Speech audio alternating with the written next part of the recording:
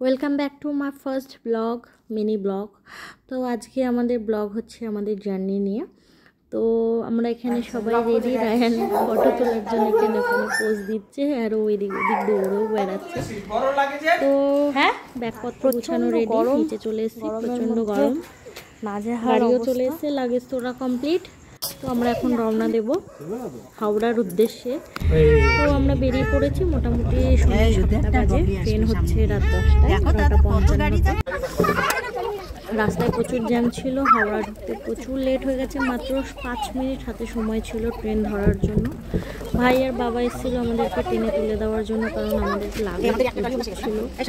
মা অ্যাকচুয়ালি এতদিন বাদে দিদি বাড়ি যাচ্ছে, তো মেয়ে যা যা ভালো খায় সব মা নিয়েছে, শাক পাতা এটা ওটা সেটা, আম লিচু কাঁঠাল এঁচোড় গাছের কিছু বাদ দেয়নি মা, যার জন্য হিউজ লাগেজ হয়ে গেছে আমাদের।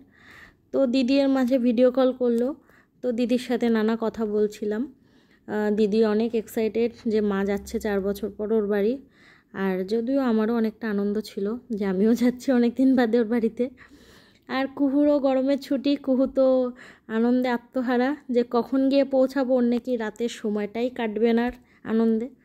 তো যাই হোক, কথা বলে তো ডিনার করে ঘুমিয়ে পড়েছিলাম, সেটা আর ভিডিও করা হয়নি তোমাদের জন্য।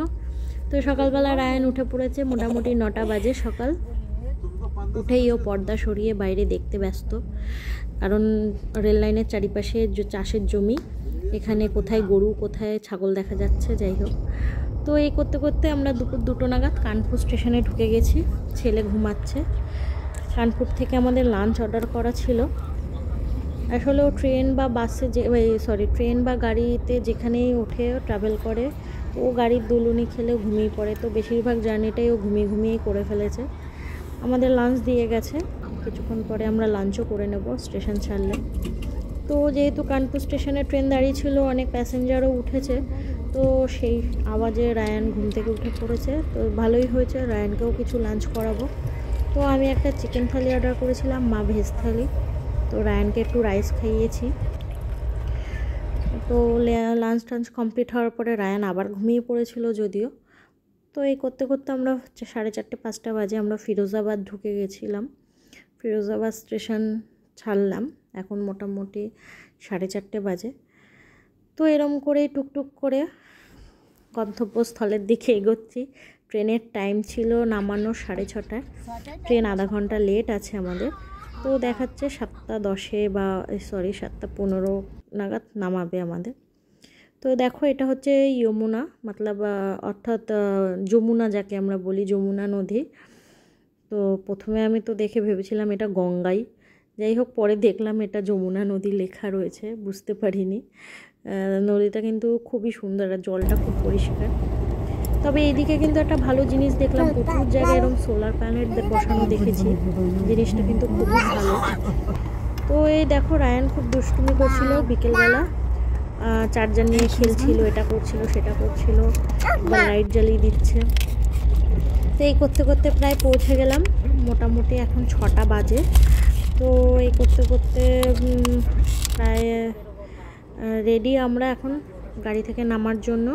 ব্যাগপত্র সব বাইরে বার করে নিয়েছি সিটের তলা থেকে, কারণ আমরা এখন স্টেশনে নামবো, যেহেতু লাগেজ বেশি ছিল। তো আমরা স্টেশন থেকে নেমে পড়েছি। দিদি জামাইবাবু ভেবেছে আমাদের সামনের দিকে, তাই ওরা একটু আগিয়ে দাঁড়িয়েছিল। তো আমরা নেমে গেছিলাম। কুহু আসছে, দেখো রায়ান তো কুহুকে দেখে ভীষণ আনন্দ, 1 লাফে কুহুর কোলে চলে গেল। যাই হোক, দিদি আর ভাই এক রকমের ভিডিও হচ্ছে, মাসিমণিও চলে এসছে। তো অনেক আদর হচ্ছে, যেহেতু অনেকদিন বাদে দেখা সাক্ষাৎ। তো চললাম দিদির বাড়ির উদ্দেশ্যে। জামাইবাবু ড্রাইভ করছে, জামাইবাবু এসেছিল আমাদেরকে নিতে। দিদি এখন বর্তমানে গুজরাটে থাকে, মানে ইউপি গুজরাট। আগে দিদি সাউথে থাকতো, যেহেতু জামাইবাবু ট্রান্সপোর্টের জব, তাই দিদিও এদিক থেকে ওদিক চলতে থাকে, ঘুরতে থাকে। তো দিদির সূত্রভাদে আমাদেরও দিদির বাড়ি যাওয়ার উদ্দেশ্যে এদিক থেকে ওদিক ঘোরা হয়ে যায়। তো এই যে হচ্ছে খুরজা সিটিতে ঢুকছি, খুবই সুন্দর, আমার তো ভীষণই ভালো লেগেছে। তবে দিদি বলছিল এখানে নাকি খুব গরম, তবে সেই আন্দাজে আমার অতটা ফিল হয়নি, কারণ আমি বর্তমানে যেখানে থাকি সেখানে মনে হয় এর থেকেও বেশি গরম। তো পূর্ণিমার চাঁদটা কিন্তু ভিডিওতে খুব ভালোই দেখা যাচ্ছে, তোমরা কতটা বুঝতে পারছো আমি জানি না। এই যে ওদের কলোনিতে ঢুকে গেছি। প্রথমে যখন ঢুকেছিলাম কারেন্ট ছিল না, তারপরে যাই হোক কারেন্টও চলে আসলো। বাড়িগুলো কিন্তু আশেপাশে খুব সুন্দর। এই যে ঢুকছি, রায়ানকে নিয়ে আগে চলে গেছিলো, তো রায়ান ওপর থেকে চিৎকার করছে মামা করে। তো এই যে পৌঁছালাম। তো আজকের এই ব্লগটা এই অবধি। তোমাদের কেমন লাগলো জানিও। পরবর্তীতে আরও ব্লগ নিয়ে আসবো তোমাদের জন্য। Tata, bye bye. Like comment share করতে কিন্তু ভুলবে না, আর সাবস্ক্রাইব করতেও ভুলবে না।